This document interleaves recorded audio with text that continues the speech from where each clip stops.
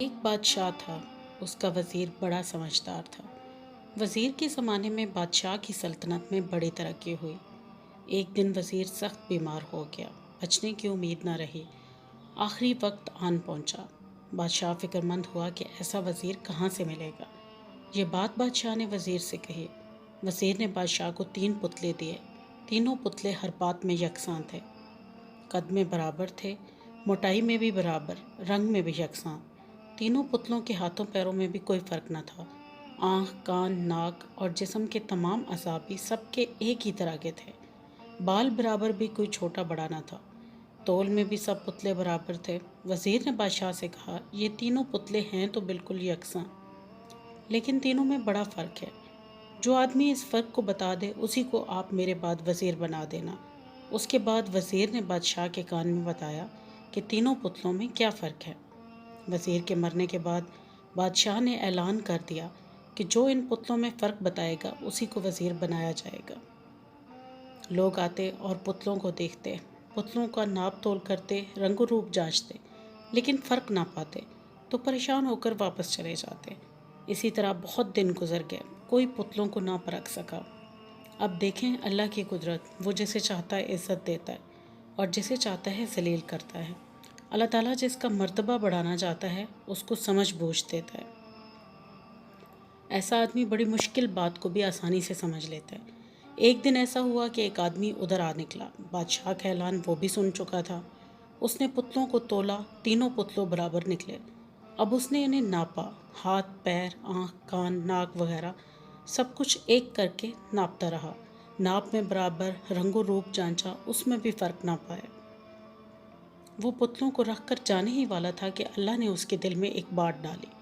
اس نے ایک پتلے کے کان میں منہ سے پھونکا، دوسرے پتلے کے کان میں بھی، اور تیسرے پتلے کے کان میں بھی پھونک ماری۔ پھر وہ خوشی کے مارے اچھل پڑا۔ اس نے پہرے داروں سے کہا کہ میں سمجھ گیا ہوں ان پتلوں میں کیا فرق ہے۔ پہرے دار دوڑتے ہوئے بادشاہ کے پاس گئے۔ بادشاہ نے جھٹ دربار لگانے کا حکم دیا اور اس آدمی کو بلوایا۔ دوسرے لوگوں کو معلوم ہوا کہ ایک آدمی ان پتلوں کا فرق بتائے گا تو بہت سے لوگ بھی ساتھ چل پڑے۔ بادشاہ کا حکم پا کر اس آدمی نے ایک پتلا اٹھایا، اس کے کان میں منہ سے پھونکا اور بتایا، حضور یہ پتلا تینوں پتلوں میں اول نمبر کا ہے، بڑا ہی قیمتی ہے، اگر اسے ہیروں سے تولا جائے تو بھی اس کی قیمت کم ہے۔ بادشاہ نے پوچھا، اس میں کیا اچھائی ہے؟ اس آدمی نے جواب دیا، دیکھیے حضور، میں نے اس پتلے کے کان میں پھونکا تو پھونک اس کے پیٹ میں چلی گئی۔ بادشاہ نے پھر پوچھا، تو بھائی کیا یہ کوئی اچھائی کی بات ہو گئی؟ اس آدمی نے کہا، حضور یہی تو قیمتی ہے۔ یہ پتلا اس آدمی کی طرح ہے جس سے کوئی بھید کی بات کی جائے تو اسے پیٹ میں رکھ لیتا ہے اور کسی سے نہیں کہتا۔ حضور جو آدمی دوسرے کا راز کسی سے نہیں کہتا وہی تو سب سے اول نمبر کا آدمی ہے۔ ایسے آدمی کی سب عزت کرتے ہیں۔ اچھے بادشاہ اسے اپنا بھیدی بتاتے ہیں اور بڑی سے بڑی تنخواہ اسے دیتے ہیں۔ اس جواب سے بادشاہ بہت خوش ہوا۔ پوچھا، اچھا دوسرے نمبر کا پتلا کون سا ہے؟ تو اس آدمی نے دوسرا پتلا اٹھایا، اس کے کان میں پھونکا تو پھونک اس کان سے ہو کر دوسرے کان سے نکل گئی۔ اس آدمی نے کہا، حضور یہ دوسرے نمبر کا پتلا ہے۔ یہ پتلا اس آدمی کی طرح ہے جو بات کو ایک کان سے سنتا ہے اور دوسرے کان سے اڑا دیتا ہے۔ ایسے آدمی سے نہ نقصان کا ڈر ہوتا ہے اور نہ کوئی فائدہ ہوتا ہے۔ اس کو کسی کام پر لگا دو تو یہ تیلی سے بیل کی طرح لگا رہتا ہے۔